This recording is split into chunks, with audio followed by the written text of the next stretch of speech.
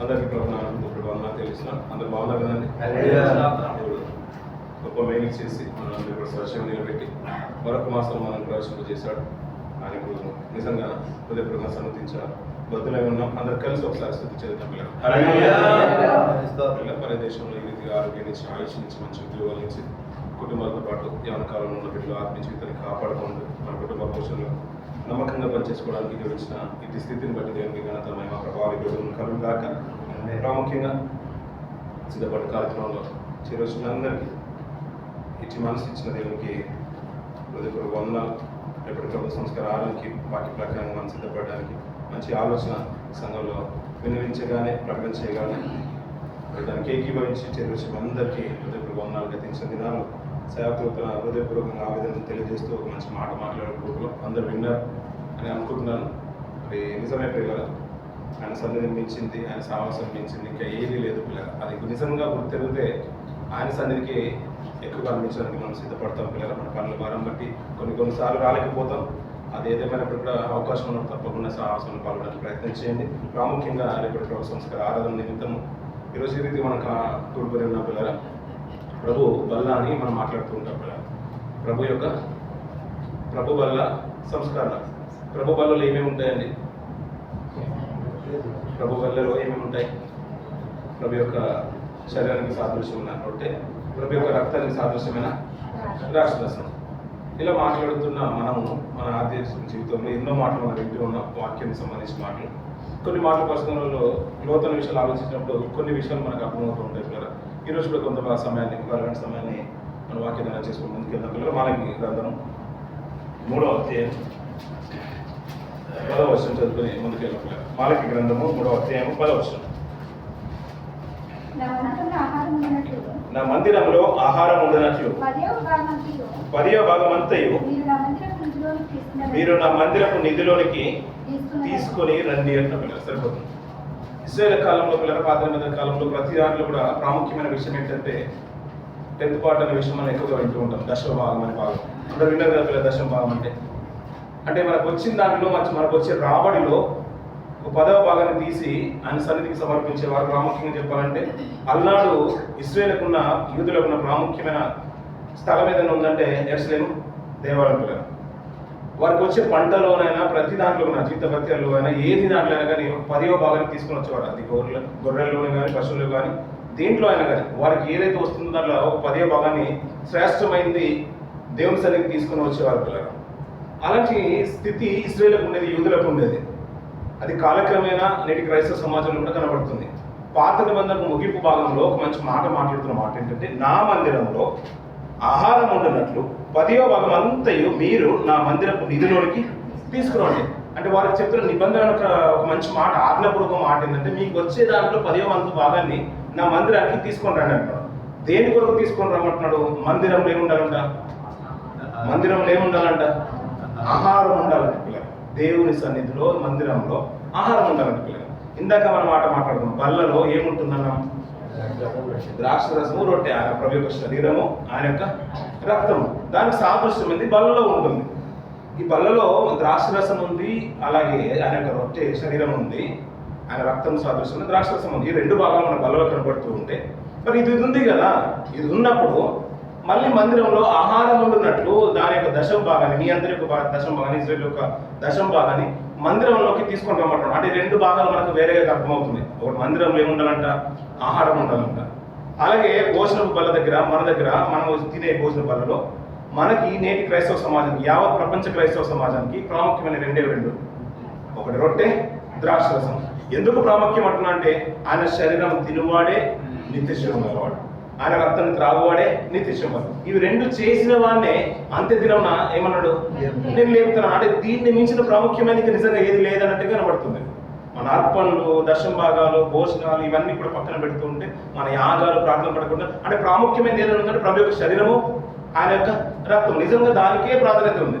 ఆయన శరీరాన్ని మించింది, ఆయన కాచిన రక్తం మించింది ఇంకా లేనే లేదు అన్నట్టుగా ఒక ఖండితంగా చెప్పవచ్చు. అంటే లేవా అంటే వేరే దాంతో పోల్చితే దాన్ని మించింది ఆయన శరీరం, ఆయన రక్తం. అంతే పిల్లలు. ఇంకా దాంట్లో వేరే తిరుగులేదు మాట.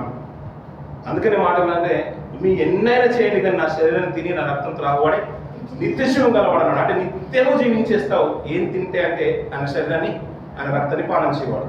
మరి అలాంటి బల్ల శ్రేష్టమైన బల్ల ఉంటే మరి నా మందిరంలో ఆహారం ఉన్నట్లు మీ దశమ భాగాన్ని ఎందుకు తీసుకుంటామంటున్నాడు? ఆ రోజున నిబంధన ఎందుకు అలా తీసుకోవాల్సి వచ్చిన పరిస్థితి వచ్చినందుకు, అలా రాయాల్సిన పరిస్థితి వచ్చిందంటే పిల్లలకు కొన్ని మాటలు మనం ఆలోచిస్తూ ఉంటే, పాత నిబంధన కాలంలో ఈ స్త్రీలతో దేవుడు సాక్షాత్తు ఒక నిబంధన తీసుకొచ్చాడు పిల్లలు. కానీ దానికంటే ముందుగా దశమ భాగాన్ని ప్రస్తావన తీసుకొచ్చింది యాకోబు గారు. నేను వెళ్ళే ప్రాంతంలో నువ్వు నన్ను కనుక ఆశీర్వదిస్తే నాకు కలిగిన దాంట్లో దశమ భాగాన్ని నేను ఇస్తానన్నాడు. ఆ తర్వాత కాలక్రమేమో ఇశ్రాయేలుకు నిబంధనగా మారిపోయింది దశమ భాగం. నిజంగా చెప్పాలంటే దేవుడు ప్రత్యక్షంగా నాకు దశమ భాగం మీరే ఇవ్వాలని మొట్టమొదటి ప్రస్తావన తీసుకొచ్చిన దేవుడు కాదు. వారికి మూలమైన యాకోబు, ఇశ్రాయేలుగా పిలువబడిన యాకోబు ఆయన ప్రస్తావన తీసుకొచ్చి నేను అర్పిస్తాను ప్రభు అని ప్రవేశపెట్టింది యాకోబు. అది కాలక్రమేణా అలాగే కొనసాగబడింది. అది ఆజ్ఞల్లో చేర్చబడింది. ఇశ్రాయేలు అందరూ కూడా యూదులు కూడా పాటిస్తూనే ఉన్నారు.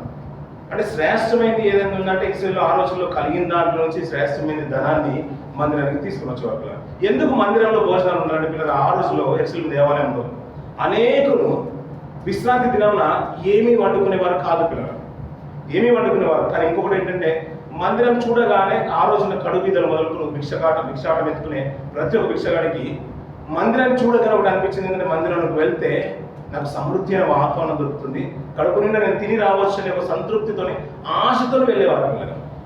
ఆ రోజున నిబంధన లాంటిది. అంటే మందిరంలో ఏముండేదంటే సమృద్ధి అయిన ఆహారం ఉండేది. అందుకని కొట్లలో నింపేవారు. రాజుల చరిత్ర మొదలుకొని అందులోకి వచ్చే ధాన్యము అది యాజకత్వం చేసే లేవెలు తీసుకునేవారు. అంతేకాదు దాంట్లో ధాన్యం ఏంటంటే అక్కడ జరిగిన ఉత్సవమే కానీ జరిగిన ఆరాధన కానీ తదనంతరము అందరికీ ఏంటంటే భోజనాలు ఉండేవి. అందరికి అలానే యూదుల్లోనూ ఇశ్రాయేలులోనూ అన్నిటిలో కడుబీదలకు ఏంటంటే ఒక ఆశ ఉండేది. ప్రాముఖ్యంగా చెప్పాలంటే యూదుల్లోనే ఉండేది. అక్కడ వెళ్తే మంచి ఆహారం తిని రావచ్చు అని ఒక ఆశ ఉండేది పిల్లలు. కాలక్రమేణా ఏమైపోయిందంటే పిల్లరా మందిరంలో ధాన్యం లేదు పిల్లలు, మందిరంలో ధాన్యం లేదు, ఆహారం లేదు. అక్కడ వెళ్తే భోజనం చేసి వచ్చేవారు లేదు. ఇంకా చాలా చెప్పాలంటే పిల్లలు కొన్ని టెంపుల్స్, క్రైస్తవ టెంపుల్స్లో కూడా అక్కడే ఉంది, అలాగే ఉన్నాయి. ఇంకా అన్ని మతాల దగ్గర వెళ్ళగానే అక్కడ కూడా అలా ఉన్నాయి. మందిరపు బయట కొంతమంది కనిపించేవారు పిల్లలు, భిక్షాటన ఎత్తుకునే వాళ్ళు కనిపించేవారు. అంటే ఒకప్పుడు ఏంటంటే వీళ్ళు సమృద్ధిగా లోపలికి వెళ్ళి తిని వచ్చే వాళ్ళు కాలక్రమాన ఆహారం లేని కారణాన్ని బట్టి బయట అంటే వారు ఇంకొకరిని ఆశపడి ఎదురు చూడాల్సిన పరిస్థితి వచ్చేసింది. కానీ దానికన్నా ముందు స్థితి ఏంటంటే ఆ మందిరంలో ఆహారం ఉండేది పిల్లలు. మందిరంలో దీనికి సంబంధించి ఒక మంచి మాట చూసుకోవడం ముందుకెళ్ళినప్పుడు యెషయా గ్రంథం 25వ అధ్యాయం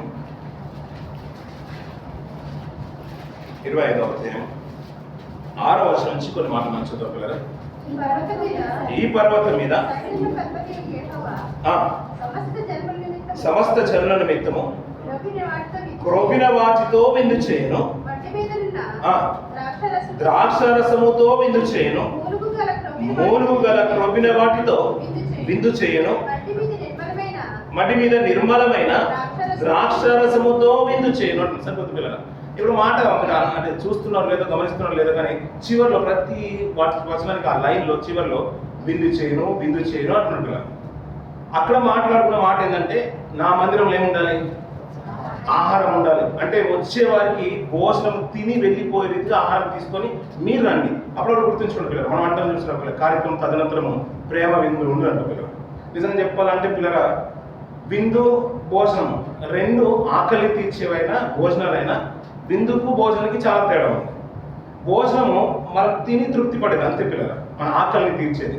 విందు అలా కాదు పిల్లల. విందులో చాలా రకాలు కనబడుతూ ఉంటాయి. రాజుల భోజనాలు చూడండి పిల్లలు, అంతఃపుర భోజనాలు చూడండి పిల్లలు. ఎప్పుడైనా మనం వెడ్డింగ్ అక్కడ భోజనం పంక్తిలో కూర్చున్నప్పుడు చూడండి పిల్లలు ఎలా ఉంటుంది. ఆ రిసెప్షన్లో కానీ ఫుడ్ సరే ఆ క్వార్టర్స్లో ఎలా ఉంటుంది, ఆ బుఫే ఏరియాలో కానీ అన్ని రకరకాల వంటలు పెడుతూ ఉంటారు. దాన్ని ఒక్కొక్కటిగా తీసుకుంటాం. అంటే ఇది ఎందుకంటే అది ఎంత బాగా జరిగిందని దేంట్లో చెప్తానంటే భోజనాలు అన్నీ ఉన్నాయనుకోండి, అన్ని రకాల భోజనాలు ఉన్నాయనుకోండి, భలే విందు చేశారు అన్నీ అంటారు, పెళ్లి బాగా జరిగింది అని అంటారు కదా, నిజమే కదా పిల్లలు. కానీ విందుకు భోజనానికి చాలా తేడా ఏంటంటే భోజనంలో కొన్నే ఉంటాయి, మన ఆకలి తీరిన సంతృప్తిగా ఉంటాం. విందులో అయితే చాలా రకాలు ఉంటాయి పిల్లలు, చాలా రకాలు ఉంటాయి. కానీ ఆహారం ఉన్నట్లు మీరు భోజనం తీసుకున్నామంటే దేవుడు ఇచ్చే దాంట్లో మనకు జీతం వచ్చింది పిల్లలు, సాలరీ వచ్చింది. దాని నుంచి దశమ భాగంగా మనం ఎంత కొంత ఆహారాన్ని మనం తీసుకెళ్లేది భోజనం, మనం తీసుకెళ్లేది ఆహారం అయితే దేవుడు ఇచ్చేది ఏమంటున్నాడంటే విందు అంటున్నారు పిల్లలు. నిజమే పిల్లలు, మనం పెట్టేది ప్రతిదీ కూడా భోజనమే. కానీ ఆయన ఏమంటున్నాడంటే నేను చేస్తాను విందు అంటారు. మీరు తీసుకొచ్చిన తర్వాత సమృద్ధి అయిన వాతావరణం నా మందిరంలో ఉంటే నేను సకల ప్రజలకు మనం తీసుకెళ్లే దశమ భాగాలు కానీ ప్రజలు ఆ రోజున ఇశ్రాయేలు తీసుకెళ్లే భోజనాలే కానీ ఆయన తినేవాడు కాదు. ఎవరికి ఇచ్చేవాడు? మందిర పరిశీలన చేసేవారికి, అక్కడ ఉన్న కడుబీదలైన వారు తృప్తిపడి భోజనం చేసి వెళ్ళిపోయేవారు. అందుకని ఆయన ఏంటంటే అంతటి వాతావరణం అంతా కూడా ఒక దగ్గరికి తీసుకుని వచ్చిన తర్వాత సమృద్ధి అయిన వాతావరణం తీసుకుని వచ్చి అందరికీ విందు చేసేవాడు పిల్లలు. ఎలాంటి విందు అంటున్నాడు పిల్లలు? ఈ పర్వతం మీద సైన్యములకు అధిపతి యెహోవా సమస్త జనుల నిమిత్తము క్రొవ్విన వాటితో విందు చేయను. మనం అనుకున్నాం కదా పిల్లలు, అంటే బలి తీసుకొచ్చారండి, మంచి మాంసం అండి, వేట మాంసం అండి, మనం గొప్పగా మాట్లాడుకుంటాం.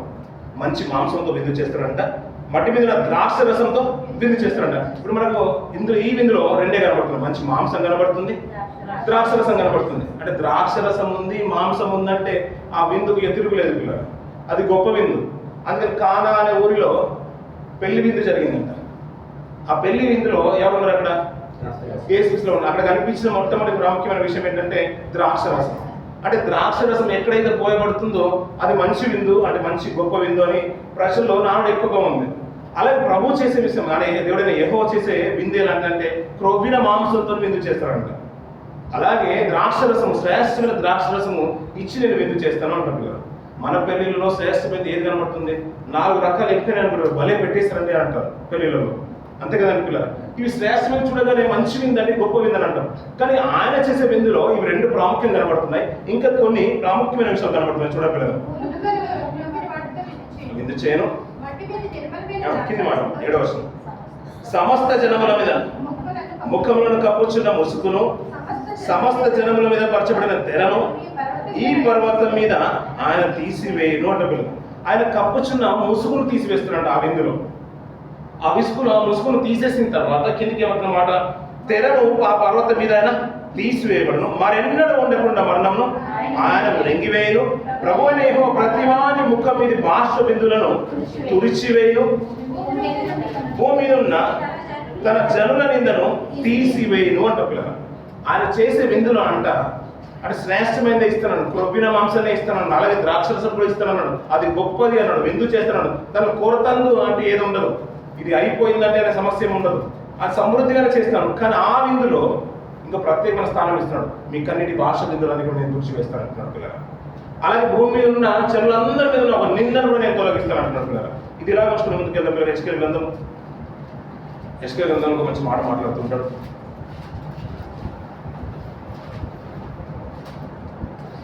39వ అధ్యాయం 10వ వచనం నుంచి కొన్ని మాట్లాడుతున్నాం పిల్లలు.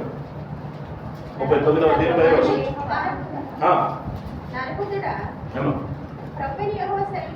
ఏమనగా సకల జాతుల పక్షులను భూమృగముల కన్నిటికి తెలిసేమో నేను మీ కొరకు వధించు బలికి నలుదిక్కుల నుండి కూడి రండి. ఇశ్రాయేలు పర్వతం మీద నేను ఒక గొప్ప బలి జరుగును, మీరు మాంసము తిందురు, రక్తము తిందురు అంటున్న సరిపోతుంది. ఇక్కడ మంచి మాట మాట్లాడుతున్న మాట ఏంటంటే అది ఇశ్రాయేలు అందరూ కూడా తింటారు. సర్వజనులు కూడా ప్రకటన చేయండి. అక్కడ ఏం తింటారంట? మాంసాన్ని తింటారు, రక్తాన్ని త్రాగుదురు అంటున్న పిల్లలు. ఇంకొక మాట చూద్దాం పిల్లలు, అదే పాత నిబంధన గ్రంథంలో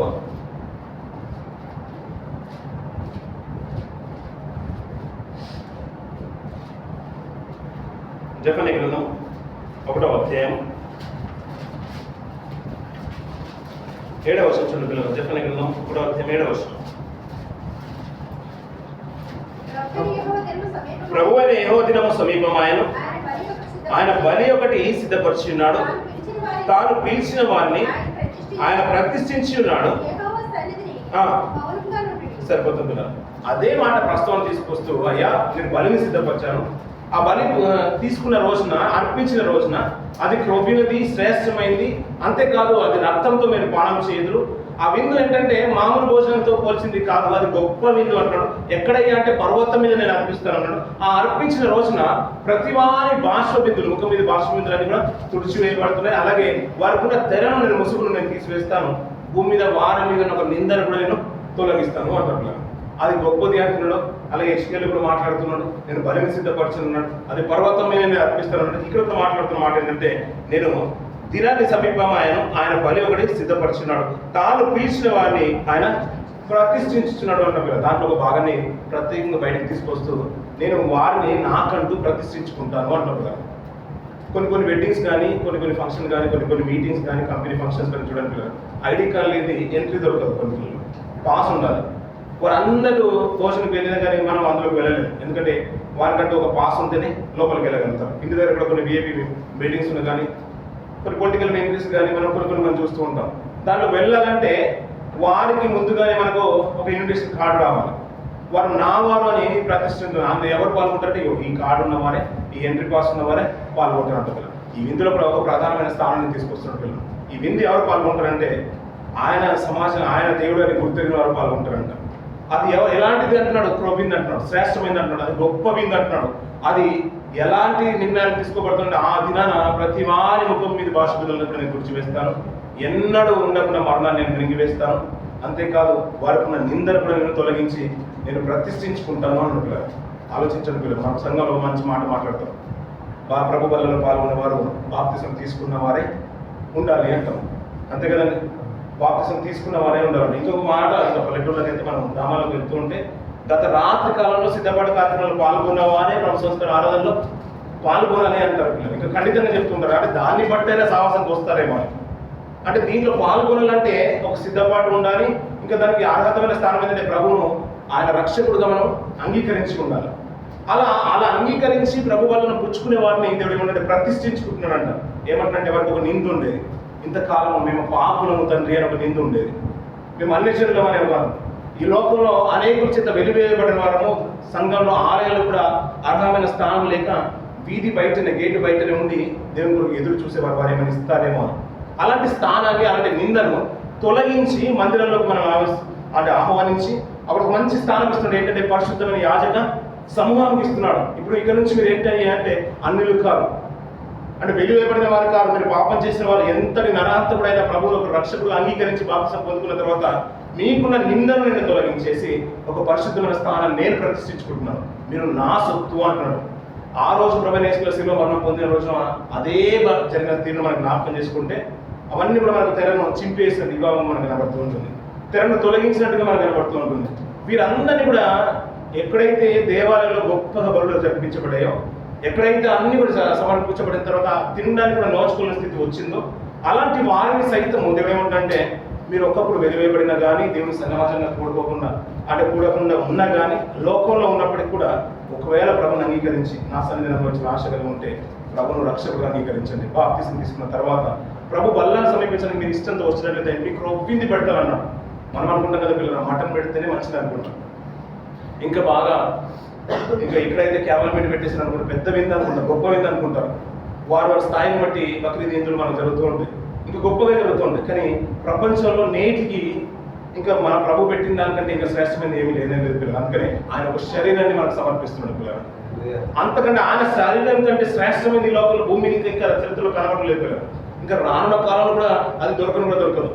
ఆయన శరీరాన్ని ఇచ్చి మనం తృప్తిపరచాలనుకుంటున్నాడు. ఆయన రక్తాన్ని మనకు ప్రాణంగా పోసి, అంటే మనకు దార పోసి దాని చేత మన ద్రాక్షరసం పోసినట్టుగా మనం నింపాలనుకుంటున్నాడు పిల్లలు. ఒక గొప్ప విందులో మనం చూడండి పిల్లలు, అన్ని విందులో బాగా ఐటమ్స్ ఉన్నాయి, మీకు నచ్చింది వేసుకోండి అమ్మా అని అన్నారు అనుకోండి.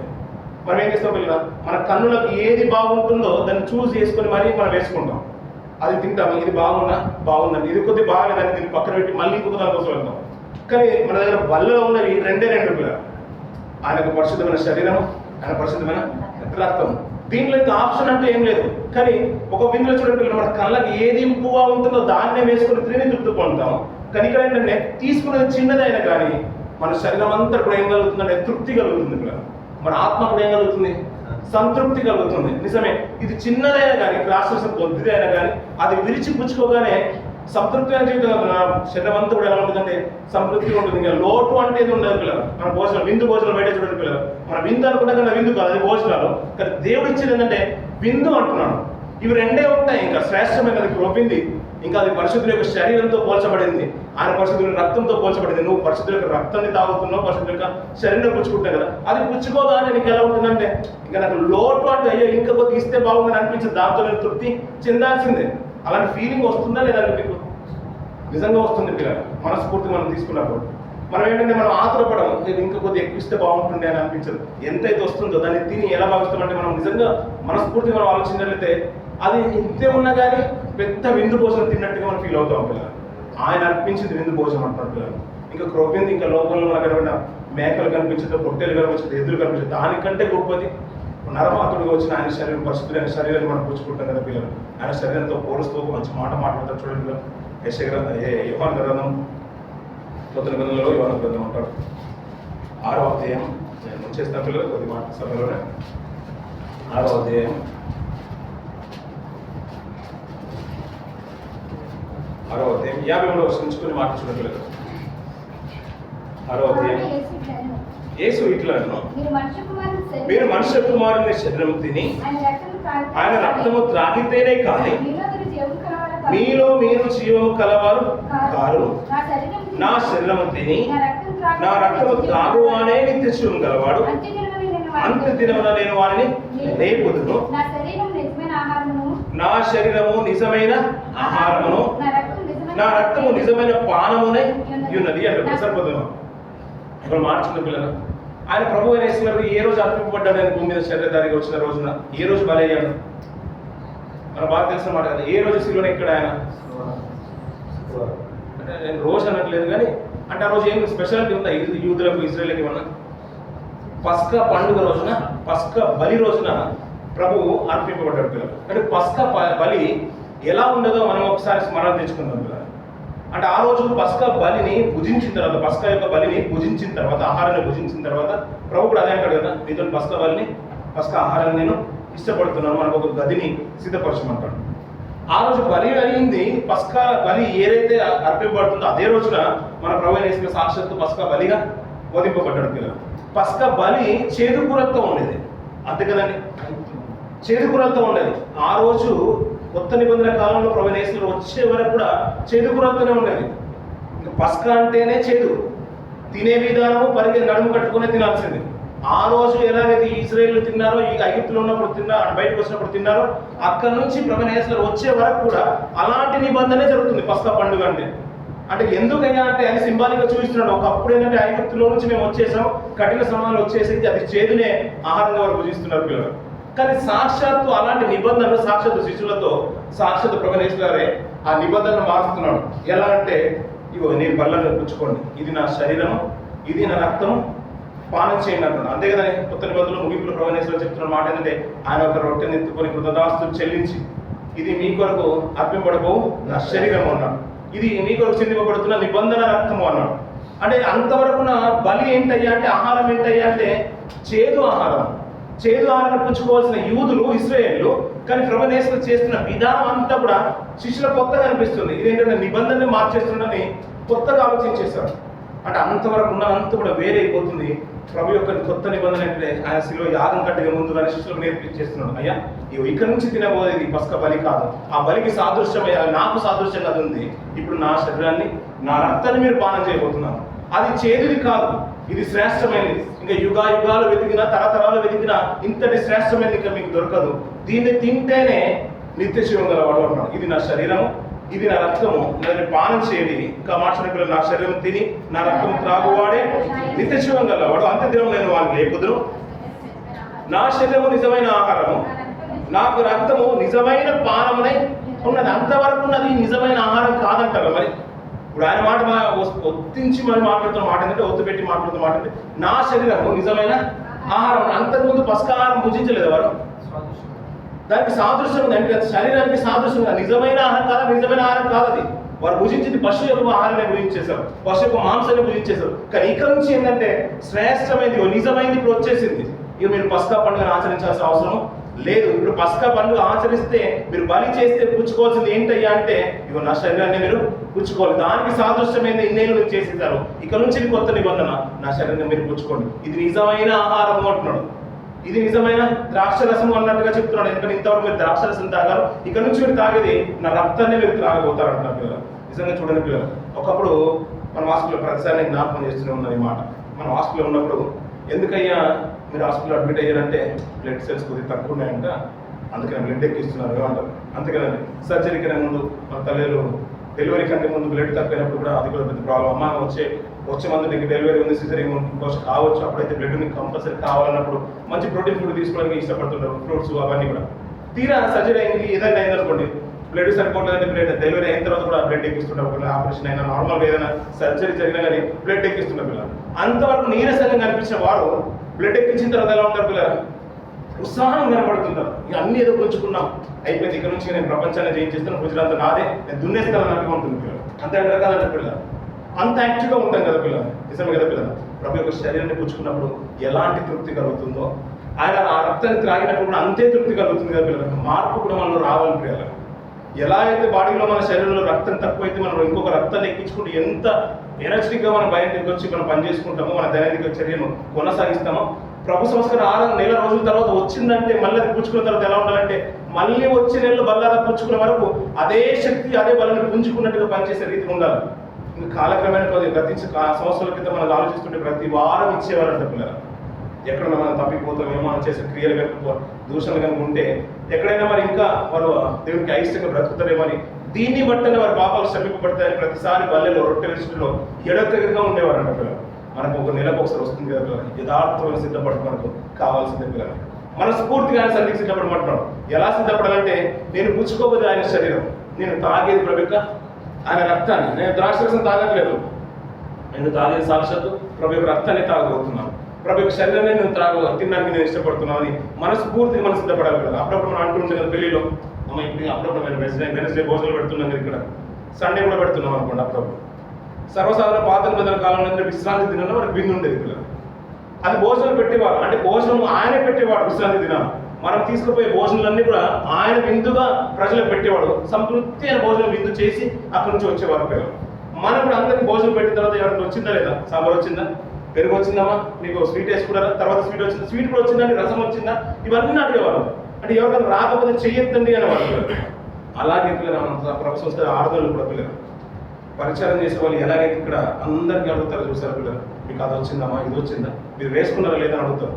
సంస్కరణ ఆరుదలు కూడా అలాగే అంటారు కదా, సేవకులు పిల్లలు పరిచయం చేసి వాళ్ళు కూడా అడుగుతారు కదా. మేము కూడా అదే అడుగుతాం కదా, మీకు ఎవరైనా వచ్చిందా లేదా, బహుశా మీరు ఎవరైనా పుచ్చుకోలేమో, మీరు చెయ్యెత్తినట్లేదు మేము తీసుకొని వస్తామంటారు కదా పిల్లలు. ఆ పరిస్థితి సంతరించుకొని ఈ బలంలో ఎవరు తప్పిపోవద్దు, ఎవరు తప్పిపోవద్దు. దయచేసి మీరు ఎవరైనా మిస్ అయి ఉంటే మీ చేతెత్తండి, ఆయన శరీరం మీ దగ్గరికి తీసుకొని వస్తాం తల్లి, మీ దగ్గర తీసుకుని వస్తాం, ఆయన రక్తాన్ని మీ దగ్గర తీసుకుని వస్తాం. అది తింటేనే నిత్యం అన్నప్పుడు ఇంక నువ్వు ఎలా తినకుండా నువ్వు బయట కూర్చోగలుగుతావు. ఏదైనా కలతో ఉందండి, నాకు ఇంకొకరితో విభేదన ఉందండి, నేను ఈ వారం తీసుకున్నాను బయటకు వెళ్ళి కూర్చుని చాలా మంది చూస్తూ ఉంటాం. అసలు ఆ కాన్సెప్టే తప్పు. ఒకవేళ విభేదం ఉన్నా, నీ తప్పు ఉన్నా, నీ ద్రోహం ఉన్నా, నీ చేసిన అపరాధాలు ఉన్నా నువ్వు క్షమింపబడ్డానికి నీ సన్నిధికి వస్తున్నావు. అలాంటి నువ్వు ఆప్షన్ ఏంటంటే, నీకు మంచి చాయిస్ ఏంటంటే ఇది పుచ్చుకుంటేనే నువ్వు క్షమింపబడుతున్నప్పుడు నువ్వు పుచ్చుకోకుండా బయట ఎలా నిలబడుగుతావు. అందుకని ఇది రైట్ టైం పిల్లలు. అందుకనే అందరికీ ఈల వేసి మరి పిలువాడిని. ఇది పండుగ దినం, ఇది మరి అందరూ ఆచరించాలి. ఇది పర్వతం మీద ప్రభు అర్పణ బలి, ఇది క్రొవ్విన వాటితో చేయబడుతున్న బలి, ఇది లోకంలో ఉన్న వాటితో పోల్చదగింది కానే కాదు. ఆ రోజు ఆ సంవత్సరం విధి పెట్టామని దానికంటే శ్రేష్టమైన ఈ రోజు మటన్ వేసామని మనం ఎలాగైతే గొప్పగా చెప్పుకుంటామో, ఇంకా ప్రపంచంలో ఎప్పటికీ చెప్పుకున్నా కానీ ప్రభు శరీరాన్ని మించింది లేదు పిల్లలు. అది ఎలా వస్తుందంటే మనం అంటాం కదా పిల్లలు, ఈసారి యానివర్సరీలో ఫ్రై పీస్ పెట్టలేమండి మనం, గత సంవత్సరం ఫ్రై పీస్ పెట్టాం. వెనస్డే రోజు కూడా మన సండే రోజు కూడా ఒక ఫ్రై పీస్ పెట్టేవాళ్ళం 65. మీకు ఏమనిపిస్తుంది తెలియదు, నాకు అవన్నీ చూసినప్పుడు కూడా నా ఆలోచనతో కూడా వేరే కొనాలని ఉంటుంది, మనసు అంతా ఏదో తిరుగుతుంది. చికెన్ ఎర్రగా ఎలాగైతే ఉంటుందో అది వేయించినప్పుడు నూనెలో అటు ఇటు వేసేసిన తర్వాత ఎర్రగా అయిన తర్వాత బాగా ఫ్రై అయిన తర్వాత బయటకు తీసుకుని వస్తారు. అది మన ప్లేట్లోకి వచ్చిన తర్వాత మనం బాగానే కాలిందా లేదని మనం అలా చూస్తాం. కానీ నాకు అనిపించేది రొట్టెని తీసుకున్నప్పుడు ఇలా మనం చిన్నగా మనం ప్రతిసారి ఎన్నోసార్లు ఉచ్చరించిన తర్వాత నా మనసులో ఉండేది ఒకటే మాట, బలం తీసుకునే కదా తండ్రి, మీ ప్రియమైన యొక్క శరీరాన్ని నేర్పించుకోతున్నాను, మా ప్రభు యొక్క శరీరం నేర్పించుకోతున్నాను. ఆ రోజు నిజంగా లేదు. ఆ రోజు వస్త్రపు చెంగుని తాకారు. ప్రభుని ముట్టుకుంటే నా అర్హత నా బ్రతుకు జీవితాల్లో సరిపోతాయి లేవని వస్త్రపు చెంగును ముట్టుకోవడానికి సాహసం చేశారు. అంతే, వస్త్రపు చెంగు ముట్టుకోవడానికి. ఆయన పాదాలు తాకడానికి కూడా నాకు అర్హత లేదు, నా జీవితంలో మలినమైన పోయిన పాప జీవితము, దీన్ని నిందను తొలగించేవాడి లోకంలో ఎవరు లేరని ఆయన ముట్టడానికి కూడా సాహసం చేయలేదు పిల్లలు. వస్త్రపు చెంగును మాత్రమే ముట్టారు పిల్లలు. ఆ వస్త్రపు చెంగును ముట్టిన వారే స్వస్థతను అందుకుంటే, కొన్నేళ్ల ఈ నిరీక్షణకు ప్రతిఫలంగా వస్త్రపు చెంగును ముట్టుకుంటేనే స్వస్థతను అందుకుంటే, ఆయన సాక్షాత్తు ఆయన శరీరాన్ని ఆయన రక్తాన్ని పాలన చేసిన మనము మన జీవితంలో ఇంకా మలినాలు అలాగే ఉంటే, మన స్వస్థత పొందుకోకుంటే ఇంకా దానికి సాదృశ్యమైన శరీరాన్ని పుచ్చుకోవడంలో ఇంకా అర్థమే లేదు కదా పిల్లలు. నిజంగా చెప్పండి పిల్లలు, మనస్ఫూర్తిగా ఆయన శరీరాన్ని పుచ్చుకున్న తర్వాత నీకు సంతృప్తి కలుగుతుందా? నీ పాత జీవితం అంతా మార్చబడుతుందా? నిజంగా దానికి పని చేస్తుంది నీకు బాగా. ఆయన రక్తం మేచుకుంచుకున్న తర్వాత నీ బ్లడ్ సెల్స్ ఇంప్రూవ్ అయిన తర్వాత నువ్వు లోపల మళ్ళీ యథావిధిగా స్థానిక కొనసాగిస్తున్నావంటే ఎక్కించిన రక్తానికి ప్రతిఫలం ఉంది. నువ్వు బాగానే ఆరోగ్యవంతులుగా అయ్యావు. కానీ బలను పుచ్చుకున్న తర్వాత నీ ఆత్మీయ స్థితి కూడా ఇంప్రూవ్ అవుతూనే డెవలప్ అవుతుందంటే నిజంగా ప్రభు బలను ఆ రీతిగానే నువ్వు పుచ్చుకుంటున్నావు. దేవుడు ఎలా అయితే ఆశించాడు ఆ రీతిగానే నువ్వు పుచ్చుకుంటున్నావు. ఎందుకంటే ఈ లోకంలో మనం ఆలోచించాల్సిన విషయం ఏంటంటే లోకంలో చాలా ఉన్నాయి పిల్లలు. మన ప్రభు యొక్క శరీరం కూడా లోకంలో కాల్చబడినట్టుగా ఆ వీపునట దున్నేశారంట పిల్లలు. ఏదో కొట్టేశారనే మాట కాకుండా దున్నేశారు అంట పిల్లలు. తొలకరి జల్లులు పడ్డ తర్వాత వర్షం చెరుకులకు రైతు దున్నుతుంటే ఆ భూమి పెకిలించుకోబడినట్టుగా ఎలాగైతే నాగలి చాలా పెకిలించుకోబోతుందో ఆయన శరీరం అంతా కూడా ఆ రీతిగానే మాంసం ముద్దగా మార్చబడిన తర్వాత చుట్టూ మన ఫ్రై పీస్ని ఎలాగైతే చూస్తున్నామో మాంసం ముద్ద కూడా ఆ రీతిగా ఎర్రగా మారిపోతే ఎలాగైతే ఉంటుందో అనే ఆకారం అంతా కూడా ఆ రీతిగానే అయిపోయింది. స్వరూపం లేదంట, రూపం కనిపించలేదు, ప్రభు అని గుర్తించిన ఆధారాలు కూడా లేకుండా అయిపోయింది అనుకున్నారు. రక్తం అంతా కూడా తన శరీరం అంతా కూడా తడిపేసింది అనుకున్నారు. అలాంటి ముద్దగా ఉన్న ఆయన్ని మళ్ళా యథావిధిగా గొల్గొత్తా కొండకు తీసుకెళ్ళిపోయిన తర్వాత సిలువకి ఎక్కించేసి అమ్మ నా కోసం ఏడవద్దని అంటున్నాడంటే ఇంకెవరి కోసం ఏడమంటున్నాడు పిల్లగా? లోకంలో ఉన్న సంపాదించిన వారి కోసం ఏడ్చిన పని ఏం లేదు, శూన్యమే. వారికి ఏడ్చిన ప్రయోజనం ఏం లేదు పిల్లలు. కానీ ఆయన మనసు ఏంటంటే నేను ఎలాగో వెళ్ళిపోతున్నాను కానీ మీ అందరినీ నేను నా దగ్గరికి తీసుకోవాలనుకుంటున్నాను. కాబట్టి మీ బ్రతుకులు, మీ కుటుంబ జీవితాలు మీరు సరి చేసుకోండి, మీ పిల్లల భవిష్యత్తును మీరు సరి చేసుకోండి, మీ భర్త జీవితాన్ని మీరు బాగు చేసుకోండి, మీ భార్య జీవితాన్ని మీరు బాగు చేసుకోండి, మీ బంధువులను అందరూ కూడా మీరు లక్ష్యంలో తీసుకురండి. మీ సంఘంలో ప్రతి ఒక్కరు నాతో పడిన నా తండ్రి లోకంలో మీరు ఉండాలి, మీతో పడిన నేను కలిసి నేను భోజనం చేయాలని తండ్రి ప్రభుకు నా ఆశ చూడండి పిల్లలు. ఆ రక్త ముద్దగా ఉండి కూడా మన గురించి ఆలోచిస్తున్నాడు పిల్లలు. మన ఆలోచన ఎక్కడ ఉంటాయి పిల్లలు? ఏదో ఆనవాయితీ వాళ్ళని పుచ్చుకుంటానని ఒక నిరీక్షణ మాత్రమే ఉంటుంది. నేను వచ్చాను పోయినసారి నేను రాలేదని ఈసారి వచ్చాను, పోయినసారి నేను వాళ్ళని పుచ్చుకోలేదని ఈసారి నేను పుచ్చుకో, అది కాదు పిల్లలు. ఆయన శరీరం ముద్దగా వచ్చింది. మీరు అనుకున్న చికెన్ ఫ్రై గురించి నేను అదే చెప్తున్నాను కదా. దాని వెనకాల ఎలాగైతే ఎంత కష్టం ఉంటుందో, కిచెన్లో ఉన్న అతనికి ఎంత చెమట నోడుస్తాడు, ఒక వంట చేయడానికి ఒక తల్లికి మన సహోదరులకు ఎంత కష్టం ఉంటుందో, ఒక విందు తీసుకొచ్చి ఇక్కడ పెట్టడానికి టీ ఇవ్వడానికి మనకి ఎంత కష్టం ఉంటుంది. వెనకాల చాలా ప్రయాసం ఉంటుంది పిల్లలు. ఆ ప్రయాసం కనుక నువ్వు గుర్తెరిగితే నువ్వు అనాలోచనగా ఏం మాట అనవు. అలాగే పిల్లలు మన దగ్గర బల్ల వస్తుందంటే అది ఊరికి వచ్చింది కాదు పిల్లలు. ఏదో మనకు తక్కువ అయిపోయింది, బ్రెడ్ ముక్కలు ఉన్నాయి కదా అని ఆలోచించదు పిల్లలు. సాక్షాత్తు ప్రభు శరీరానికి అదే సాదృశ్యంగా మనం భావించి పుచ్చుకుంటున్నాం పిల్లలు. అనాలోచన పుచ్చుకుంటాం. అందుకని విందుకు వెళ్ళినప్పుడు ఎప్పుడైనా చూడండి పిల్లలు, ఎవరన్నా అమ్మ అందరికి వచ్చిందా, నువ్వు సక్రమంగా తినట్లేదు, నువ్వు సరిగ్గా తినట్లేదు, అది వేసుకుని ఇది వేసుకున్నావు అందుకని మీరు జైల్లో పెట్టండి ఎవరైనా అంటారు.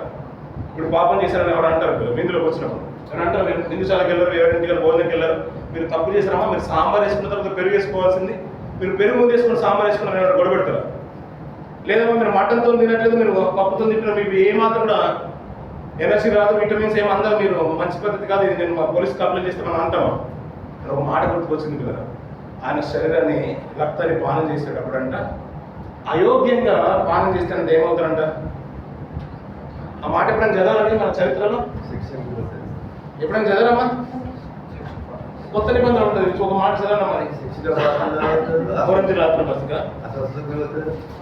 11వ అధ్యాయం 27వ వచనం నుంచి భావించాం. కాబట్టి ఎవడు త్రాగునో వాడు ప్రభు యొక్క శరీరం గూర్చి రక్తం గూర్చి ఏమవుతాడంట? అంటే అపరాధం అనే మాట తప్పు చేసిన వాడికి పెట్టేది పిల్లలు. అంటే ఎవరు అయోగ్యంగా పుచ్చుకున్నా వాడు అపరాధి అవుతాడంట. ఏదో నేను పుచ్చుకుంటానని ఏదో నేను వాళ్ళకు దోషం ఉండే వాళ్ళని సమాధాన పడడం కాదు. మనం అన్న మీద ఆటేదంటే బల్ల దగ్గర అర్పణ అర్పించేటప్పుడు సమాధాన పడాల్సిన తప్పు లేదు. కానీ బల్లను పుచ్చుకున్నప్పుడు ప్రత్యక్షంగా మనకి ఏంటంటే అందరితో సమాధానం వేరే విషయం అయితే, ఇది సాక్షాత్తు ప్రభు యొక్క శరీరము, ప్రభు యొక్క రక్తము, ఇది నా కొరకే వధింపబడ్డాడు. ఆయన నా కొరకే చిందింపబడ్డాడు. ఏదో నేను గొప్పతనం వలన కలిగింది కాదు, ఏదో మంచి పేరు వలన నాకు వచ్చింది ఇది భాగ్యము కాదు. కేవలం ఆయన యొక్క త్యాగం వల్లనే, ప్రభు యొక్క తండ్రి యొక్క ప్రేమ వల్లనే ఇది నాకు కలిగిందని మనస్ఫూర్తిగా నువ్వు నమ్మి దీన్ని తింటున్న నేను ఆయన నిత్యశ్వరుని స్వతంత్రించుకోవాలి అనుకుంటాం కదా పిల్లలు. ఎన్నో సర్జరీ జరుగుతున్నాయి, ఆపరేషన్ జరుగుతున్నాయి, అయినా మనకు ఆరోగ్యం కుదుట పడలేదంటే ప్రాబ్లం ఎక్కడున్నట్టు పిల్లలు? సర్జరీ చేసే వాళ్ళలో ఉందంటారు. మీకు అది అంటే ఇది కొద్దిగా టఫ్గా అనిపించింది, బహుశా సర్జరీ చేసేవాడు బాగా చేయలేమో అని కదా. చాలాసార్లు ఆపరేషన్ అవుతుంది మనకు, ఎప్పుడో ఒకసారి అపెండిక్స్ ఆపరేషన్ అవుతూనే ఉంది అనుకోండి. సర్జరీ చేసిన ప్రతిసారి ఇప్పుడు చేయించుకొని వస్తున్నాం, మళ్ళీ సర్జరీ జరుగుతుంది అనుకోండి. దేంట్లో పొరపడుతున్నట్టు? ఉంటే చేసే వాళ్ళలో ఉండాలి, లేకుంటే మన బాడీలో ఉండాలి. ఇప్పుడు మనం ప్రతిసారి బల్లను పుచ్చుకుంటున్నాం. బల్ల ఒకటే పిల్లల, అందరూ ఒకటేసారి చేతులు పెడుతున్నాం. వివేచింపగా అనాలోచన చేసేవాడు అపరాధి అవుతున్నాడు. మరి వివేచింపి ఆలోచించి చేసి మనం బలను పుచ్చుకుంటున్నాము. అది కొంతమందిని మంచి చేస్తుందంటే, కొంతమంది అంటే ఎవరైతే వివేచించి మనస్ఫూర్తిగా ఆయన సన్నిధిని కన్నీరు విడుస్తూ బలలో పాల్గొంటున్నారు. అన్ని ఒప్పుకొని యోగ్యులుగా నీ సన్నిధిలో నిలబెట్టు తండ్రి అని తండ్రికి ఒప్పుకొని మరి ప్రార్థన చేసుకుని మరి ప్రేమతో మనస్ఫూర్తిగా కన్నీటి విడిచి హృదయపూర్వకం సిద్ధపడిన వారు చాలా మట్టుకు ఒక స్థితిలోకి వస్తున్నారు. మార్పు కలుగుతుంది. ఇంకా చాలా మందిలో కలగట్లేదంటే ఇప్పుడు ప్రాబ్లం రొట్టెలో ఉందా, ద్రాక్ష రసంలో ఉందా? ఎవరిలో ఉందండి? అంటే మూడో ఆప్షన్ మనలోనే ఉంది కదా, అంతే కదండి. ఇప్పుడు ఆలోచించిన పిల్లలు మన క్రియలు ఎలా ఉంటున్నాయి, మన స్థితిగతులు ఎలా ఉంటున్నాయి. అందుకనే అనాలోచితంగా ఏది చేసినా కాదంట అపరాధి అవుతాడంట. అంతేకాదు చాలా మంది రోగులు అయిపోతున్నారు, చాలా మంది చనిపోతున్నారు అంట పిల్లలు. అయ్యా నేను బల్లను సమీపించింది అర్పించిందే మిమ్మల్ని చనిపోయిన వాడిని నేను నిలబెట్టడానికైతే నా రొట్టెని తిని నా రక్తం త్రాగువాడు ఏమన్నాడు?